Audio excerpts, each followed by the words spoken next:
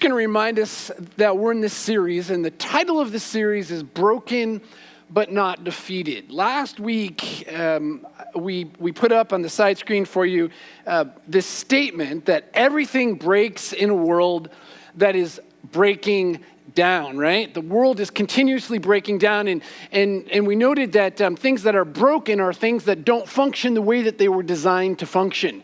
And that can be the bottle that fell off, and due to gravity, it fell, hit the floor, and crashed and split and broke in my kitchen that I talked about last week. Or it could be us relationally. And the way that we interact with each other can be very broken. And today, that's what we're going to be talking about is the brokenness that occurs through betrayal.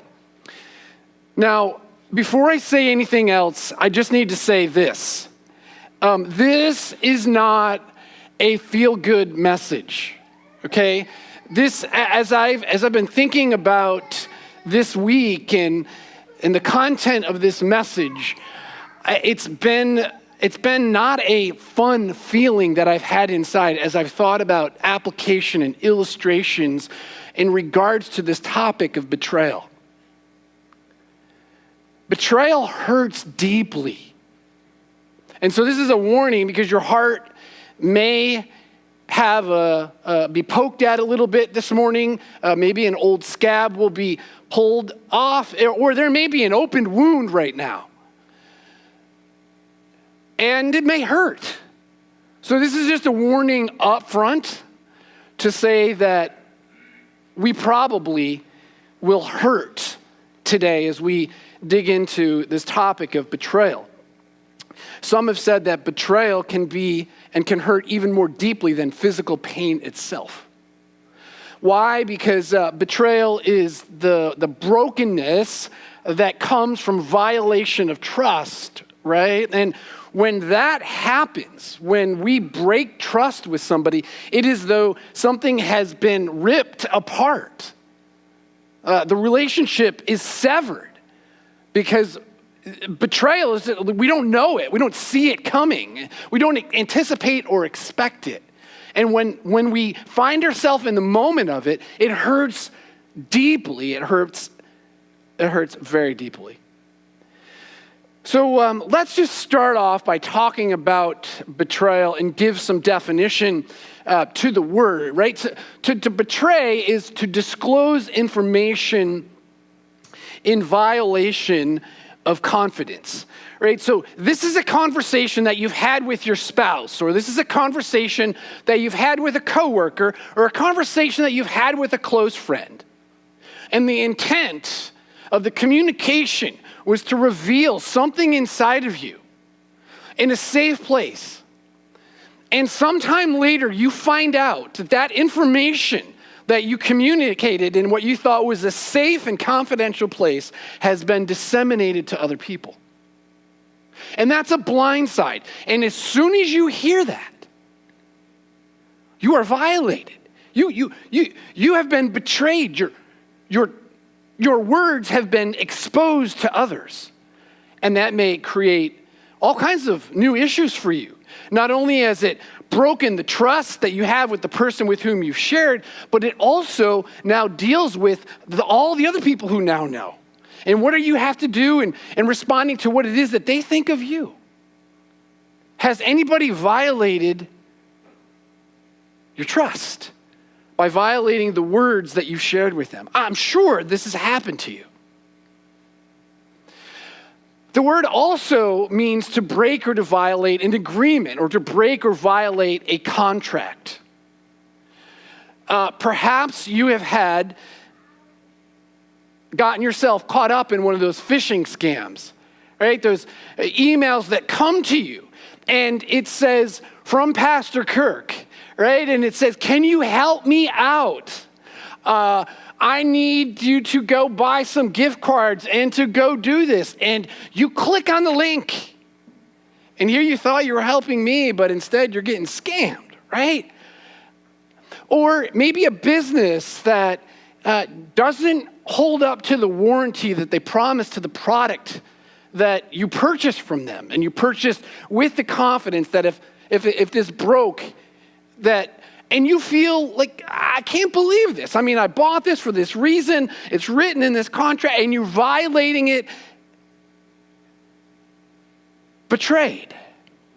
I can think of, I think of this story in which Valerie and I, when we were in our early marriage, after moving around multiple places and multiple apartments, we finally purchased a home. And actually it was the process of building a home. It was a brand new home, and we went to work with a builder who had built one home. We were the second home this builder had built. Kind of crazy, right? A lot of risk. A lot of risk, though, means discount price.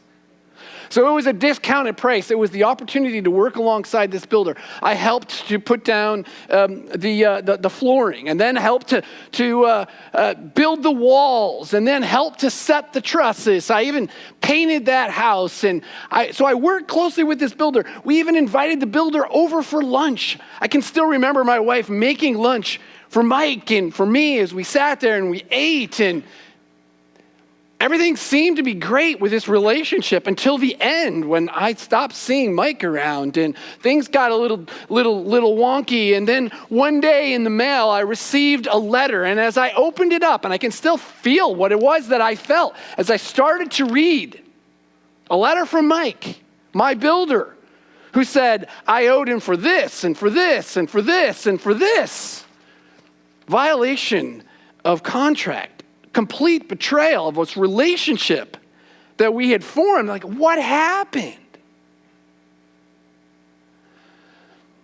Not only is betrayal defined in those two ways, but can you go to the next slide, please?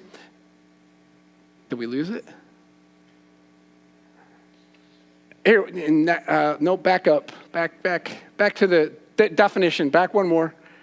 There we go. To turn against and deliver to the opposition. Okay, so this is the third definition of betrayal. This is Saquon Barkley. Hey, for those of you who knew Saquon Barkley is a running back for the New York Giants. Or he was a running back for the New York Giants. All you Eagles fans are probably pretty happy that he's now on your team. But that whole transition, right? Or maybe it's your favorite player on whatever team it is, and they go to another team and you feel betrayed, right?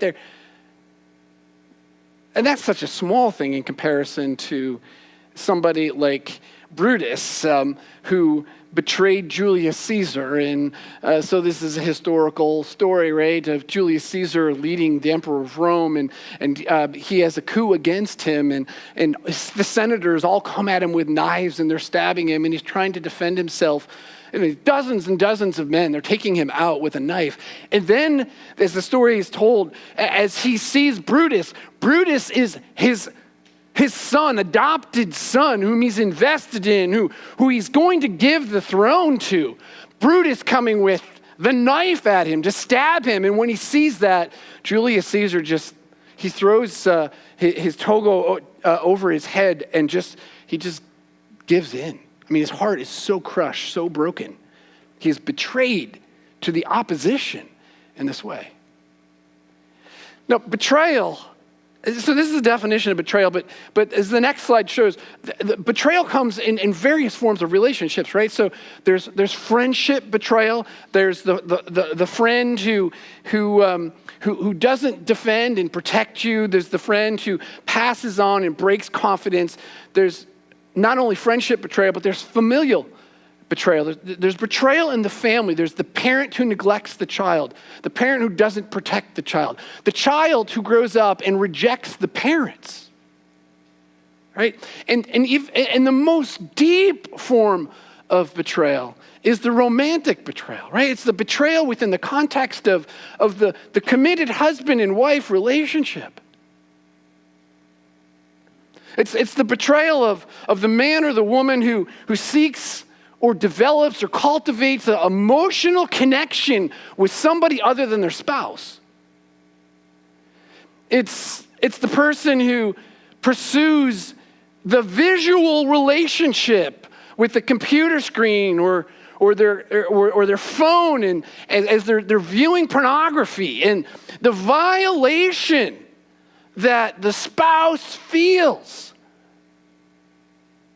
It's it goes beyond that, right? To the physical violation, to a sexual relationship. I remember not too long ago, 2 years ago, standing north, quite far north. At this time of the year, it's fishing season, and I'd gotten to know this guy, and he's up there, and we're standing outside of our car, and we're talking for some time, and just kind of catching up. I hadn't seen him for quite some time, and he was telling me about all the challenges in his life. And one of which he talked about was the situation in which his brother was going through a divorce. So this is April. New Year's Eve, there was a New Year's gathering. They invited the neighbors. The neighbors were over. And his brother, after it was midnight, went to bed. His wife stayed up. The neighbors stayed over. The neighbor's wife fell asleep on a couch somewhere. And the husband wakes up to come downstairs to find his wife and the neighbor's husband having sex in his own house.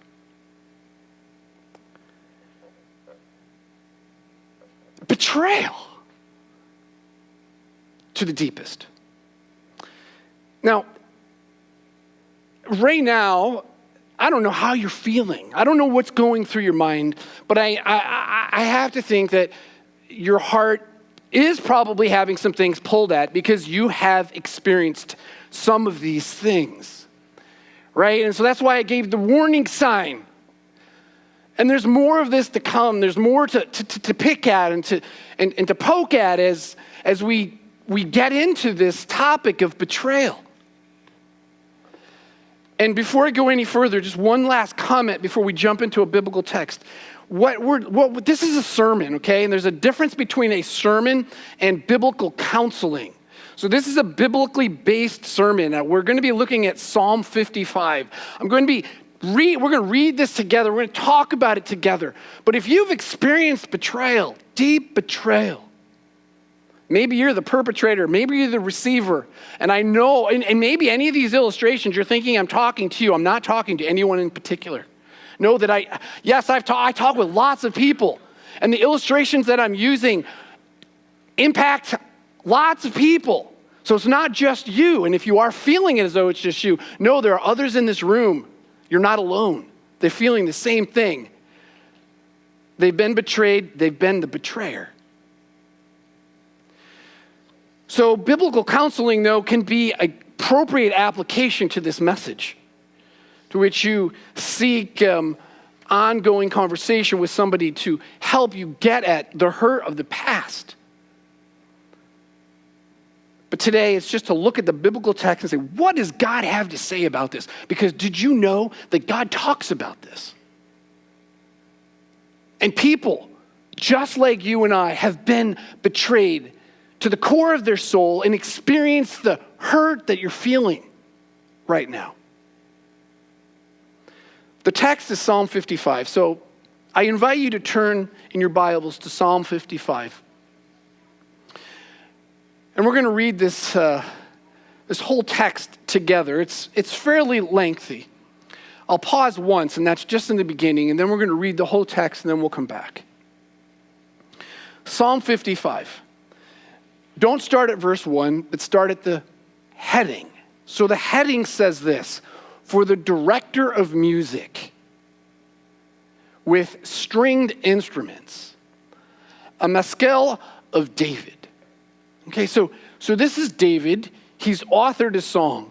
Rylan just told us that sometime a few years ago, Phil Wickham authored Psalm 23. Now, he didn't author Psalm 23, right? Psalm 23 was authored a long time ago, but he authored the music to go with it. So this is interesting. David writes a song and music to go with it to be played with a stringed instrument. Now, it's a particular kind of song. It's a maskil.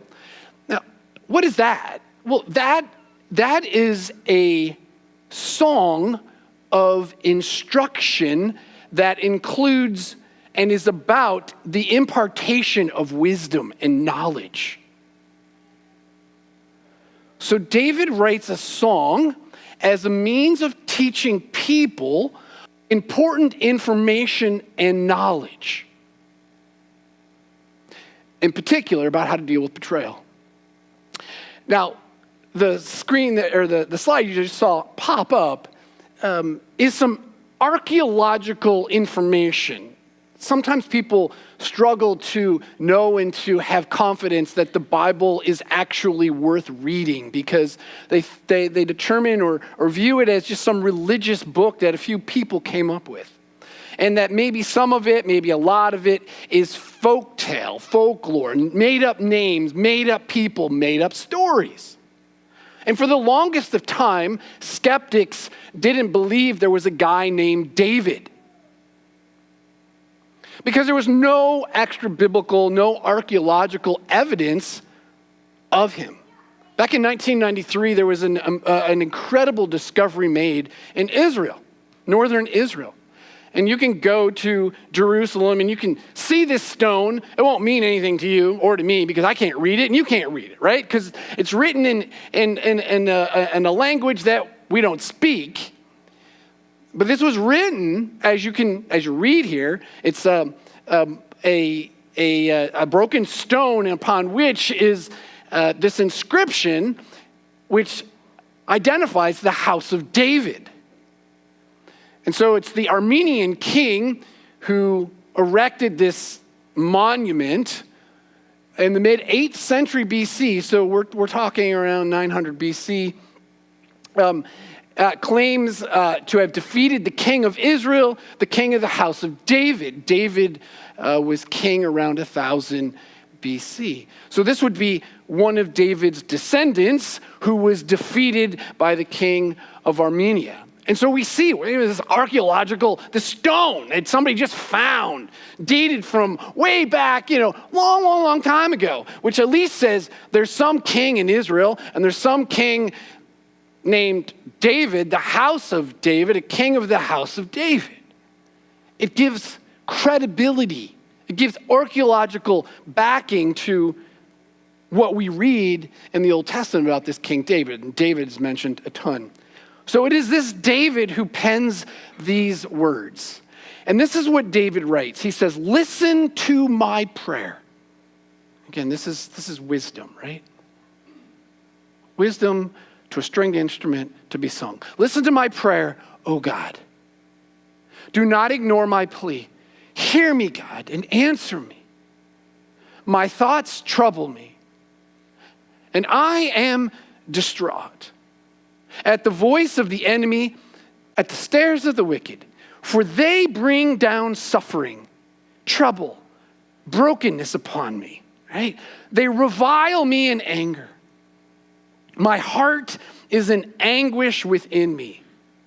The terrors of death assail me. Fear and trembling have beset me. Horror has overwhelmed me. I said, oh, that I had the wings of a dove. I would fly away and get out of here, right? And I'd find rest. I would flee far away and stay in the desert. Selah, which just means pause and reflect and think. I would hurry to my place of shelter, far from the tempest and the storm. O Lord, confuse the wicked, confound their speech, for I see violence and strife in the city. Day and night they prowl about on its walks. Malice and abuse are within it. Destructive forces are at work in the city. Threats and lies never leave its streets. If an enemy were insulting me, I could endure it. If a foe were raising himself against me, I could hide from him. But it is you, a man like myself, my companion. It is you who's betrayed me, my companion, my close friend. The friend with whom I once enjoyed sweet fellowship as we walked with the crowds at the house of God. Let death take my enemy by surprise. Let them go down alive to the grave, for evil finds lodging among them. But I call to God, and the Lord saves me. Evening and morning and noon I cry out in distress, and he hears my voice. He ransoms me unharmed from battle waged against me, even though many oppress me. God, who is enthroned forever, will hear them and afflict them. Pause, reflect. Men who never change their ways and have no fear of God. My companion attacks his friends. He violates his covenant. It's my companion who does this. His speech is smooth as butter, yet war is in his heart. His words are more soothing than oil, yet they are drawn swords. So cast your cares, here's the wisdom, cast your cares on the Lord, and he will sustain you. He will never let the righteous fall. But you, O God, will bring down the wicked into the pit of corruption. Bloodthirsty and deceitful men will not live out half their days. But as for me, I trust in you.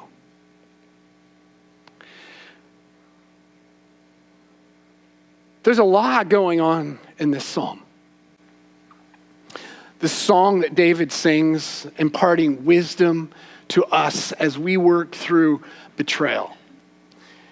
There's three things that I think we can categorize this psalm, or three statements in which we can summarize the psalm.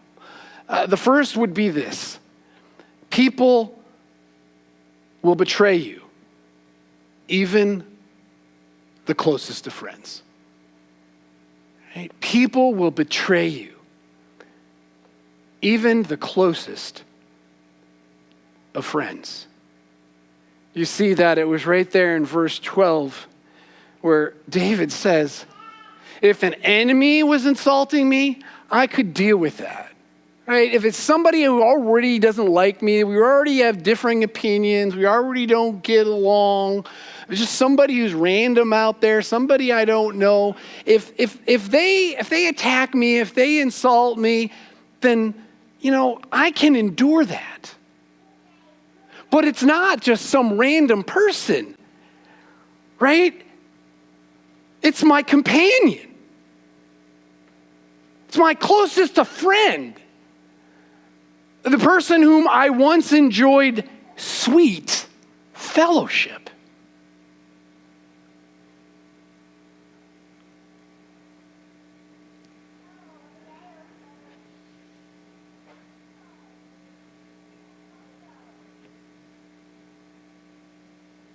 Close friends, parents, spouses can betray us. They can betray us. Which is a very hard thing for us to process as a human being. I mean, this is a safe person. This is a safe place. This is a safe environment. So I thought. But they can betray us.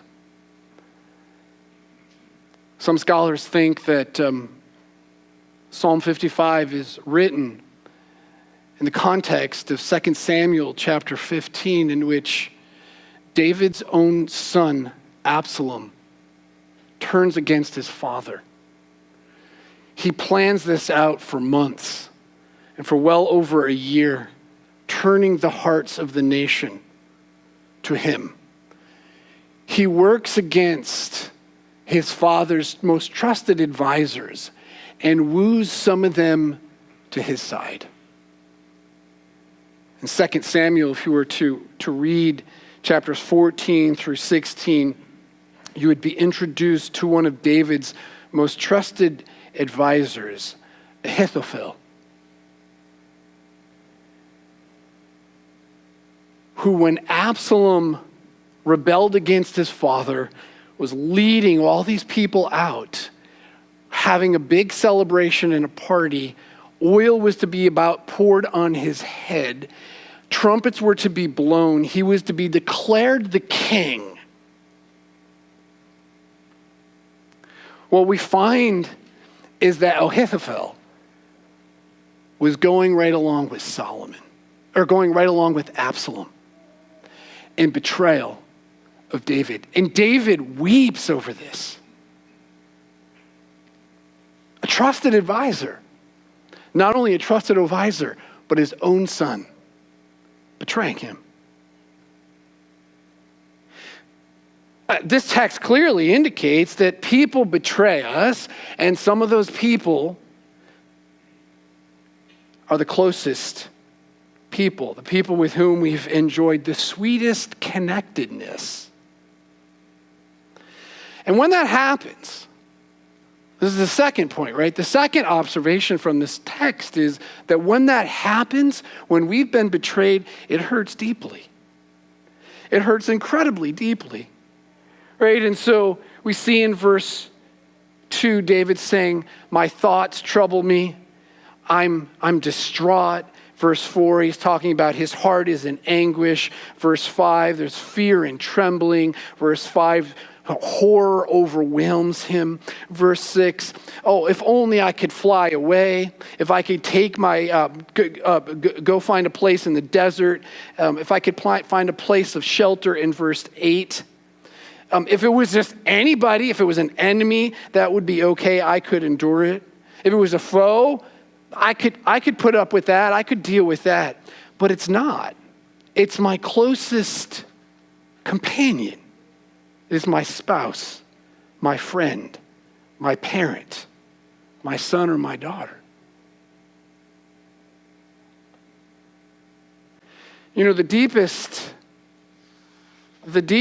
forms of betrayal is the betrayal of a spouse. Many of us sitting here this morning, those of us who are viewing, are married, or maybe are no longer married because of the betrayal. But let's just talk for a moment about the ways in which a spouse may betray. He or she may, of course, express your thoughts to his or her friend apart from you granting permission for that to happen. He or she may make a major purchase without revealing that to you. He or she may be purchasing substances, alcohol or drugs, and you are not aware of it. He or she may be taking finances and using them to gamble, to play the lottery, and you're unaware of it. He or she may be lying flat out about several things, keeping you in the dark about them. He or she may be walling you off, closing you from emotional connectedness and emotional closeness. You may live in the same house, but he or she is unwilling to share his or her thoughts, feelings, or emotions. It looks like infidelity, whether that be emotional infidelity, visual infidelity, or physical infidelity. Any of these ways that a person treats you or that you treat somebody else is betrayal. And it cuts deeply to the core of who we are as people, whether man or woman. And that hurts deeply. Not just in the husband and wife relationship, but also, again, in the parent-child relationship. You may be here this morning as an adult, and yet your parents neglected you. Your father didn't protect you. Your mother didn't defend you. Matter of fact, they may have punched you and hit you and beat you and abused you with their physically or also with their words. They may have repeatedly lied to you, let you down, not shown up when they said that they were going to be there. They could have neglected your physical needs, not meeting your needs for food, for shelter. They may have not even protected you from a perpetrator, for somebody whom they were aware that was harming you. And as a child, you don't even fully understand and comprehend the depths of what's taking place in your soul as this trusted person in your life, your parent, has betrayed you. and not fulfilling and doing what they ought to be doing. Or it could be the other way around. It could be you're a parent. You've invested your life in your child. Maybe even as a young child, your child has said things to you like, I hate you, I don't care about you, I want out of here. Maybe they even left. But maybe it's now as an adult, and they've chosen to cut you out of their life, to sever relationship, to not talk with you, to not want to say or to include you in decisions they're making. And that betrayal hurts deeply. Hurts deeply. This is what David says. If it was somebody else, I could deal with it. But I can't deal with this. You are my trusted companion with whom I have the deepest and sweetest of fellowship. You are the person who's supposed to be the safest and most dependable person that I can trust. They violated your confidence. They didn't meet your needs. They sold you out. Betrayal.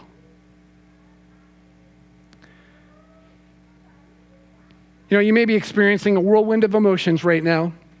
Or in the moment, as you think back, rejection, maybe anger, resentment, sadness, bitterness. You may realize, maybe right now you're beginning to realize that you've maybe even suppressed some of those feelings. You wanted to maybe just deny them, pretend as though they didn't happen, they weren't happening, but now they're being exposed.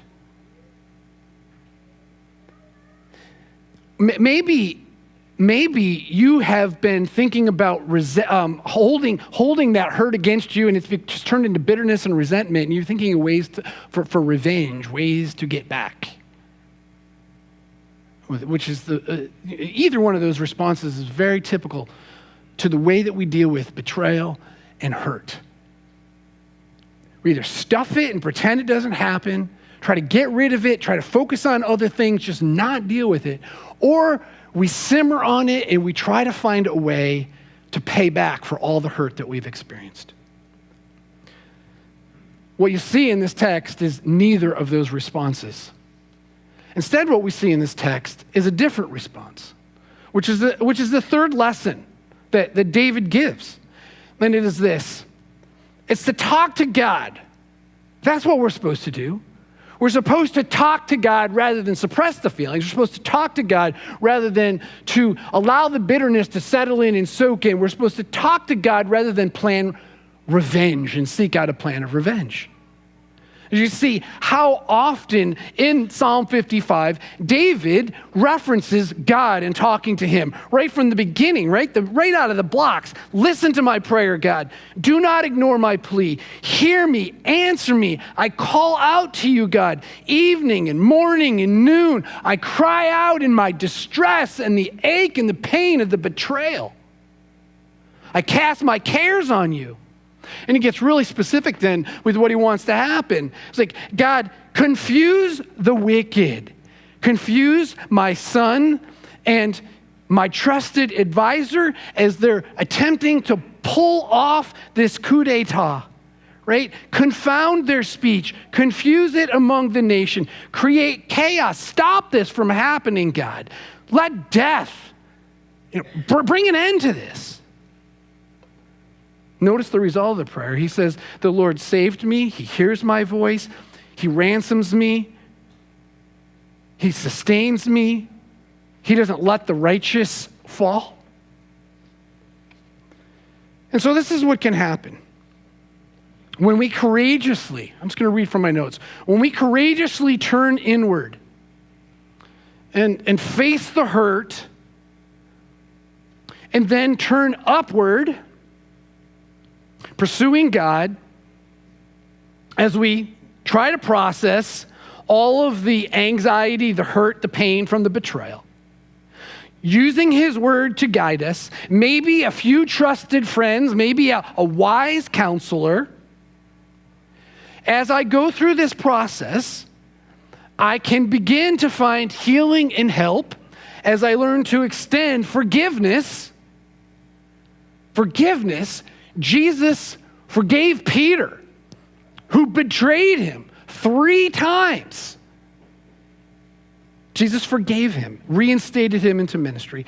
I can learn to forgive those that have harmed me, but also figure out how to maintain wise boundaries to protect myself from further infliction of this hurt and pain from this betrayed trust.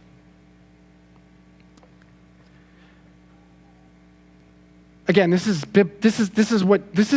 biblical teaching. You may need a counselor to assist and to help you work through these things. I'm going to invite our worship team to come on up. As they come, I want to conclude with a fantastic example of how to do this. I received this email probably about a year ago from a ministry partner, not a ministry partner of Hope Community Church. Let me just make that clear.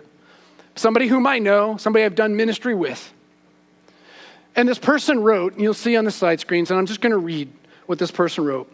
As many of you may already have now know, I recently experienced a traumatic ministry event related to my mission work. This ministry was in Pakistan and was led by a man named Amir. When it was announced to me that Amir was involved in fraud and was a manipulator, I was in shock.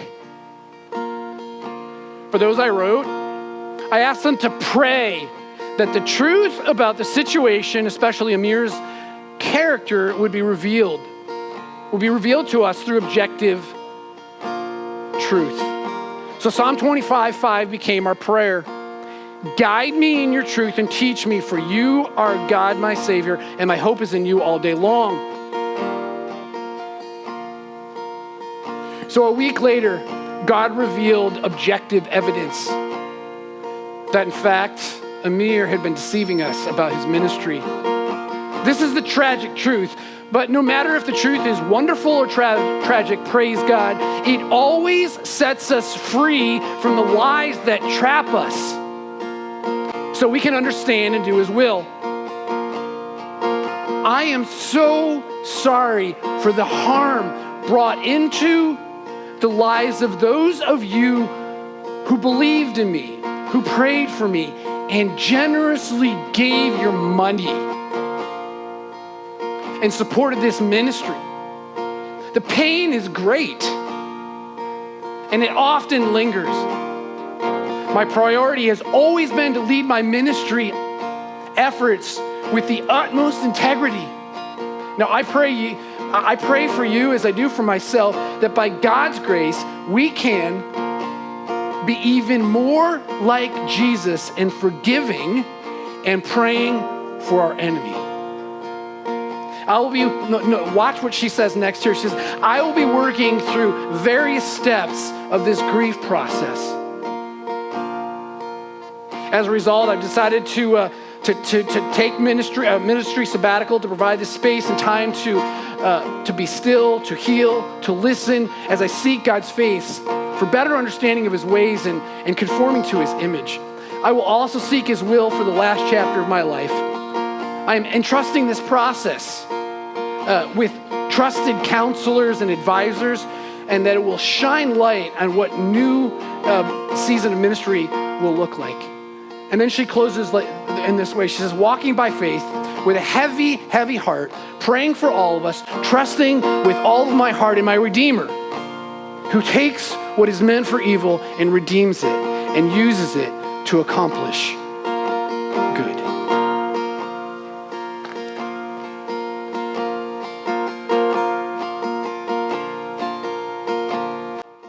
I warned us. Betrayal hurts deeply. It hurts so deeply, it cuts so deep. Especially when it comes from a close friend, a spouse, a family member. But take it to God And if you've been on the side of being the betrayer, that's what we just celebrated communion about, right? It's a time for you to confess and to make that right. Worship team, lead us in a closing song. Would you please stand and worship with us?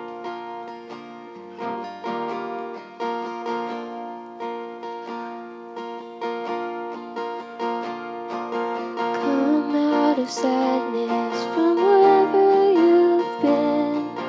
Come broken hearted, let rescue begin. Come find your mercy, oh sinner, come kneel. Earth has no sorrow that heaven can heal. Earth has no sorrow that heaven can heal. So lay down your burdens, lay down your shame.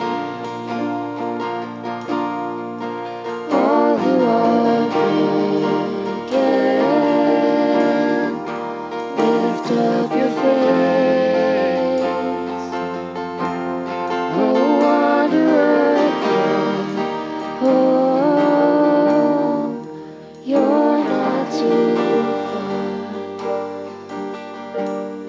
So lay down your head, lay down your heart, come as you are.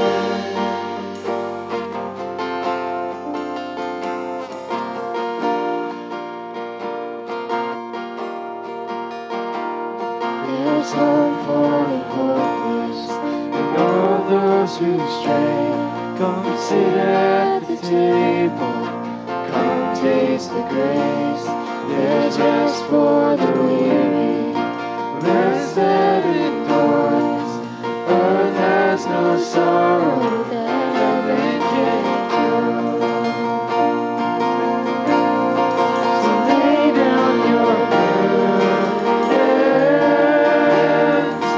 lay down your shame. All who are broken, lift up your faith. Oh, wanderer, come home. You're not too far. So lay down your burden, lay down your heart. Come as you are. Come as you are. For it is yours. Come as you are. There's joy for the morning. Oh, sinner, be still. Earth has no sorrow that heaven can heal. Earth has no sorrow that heaven can heal. So lay down your burdens, lay down your shame. All who are broken, lift up your faith. Oh, wanderer, come home. You're not too far. So lay down your burden, lay down your heart. Come as you are. Come as you are. For it is yours. Come as you are. There's joy for the morning. Oh, sinner, be still. Earth has no sorrow that heaven can heal. Earth has no sorrow that heaven can heal. Let's sing that chorus one more time. So lay down your burdens,